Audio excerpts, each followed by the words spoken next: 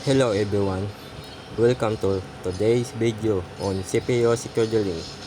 Today we dive into a key concept in operating system, explaining what CPU scheduling is, why it's crucial for efficient system performance, and how different scheduling algorithms work.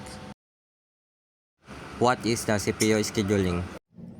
Is the process by which the operating system decides which process or task gets to use the CPU and for how long. It ensures fairness, efficiency, and that all processes get the resources they need to complete successfully.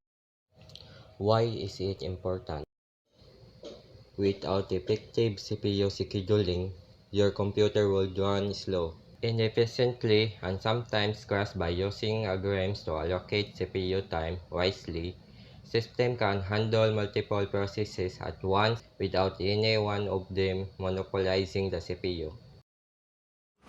There are several popular CPU scheduling algorithms, each with its strengths and trades-off. Let's break down a few of them. First come, first serve.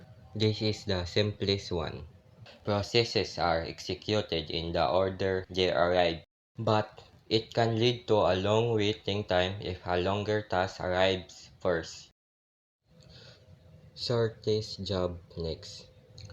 With SGN, the system picks the task with the shortest execution time. It's efficient but can leave longer tasks waiting for a while. Round robin.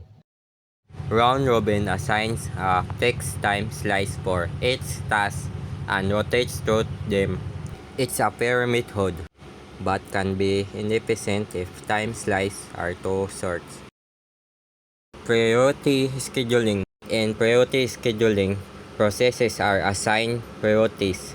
The one with the highest priority gets the CPU first, but there's a risk of starvation if low priority processes never get CPU time. So the CPU scheduling algorithms ensure fair and efficient use of system resources. Each algorithm has its pros and cons, so it's up to the operating system to choose the best one based on the system's needs. So that's all for today. We hope this helped you understand CPU scheduling and why it's crucial for operating system. Don't forget to like, subscribe, and share this video if you found it helpful. See you in the next one.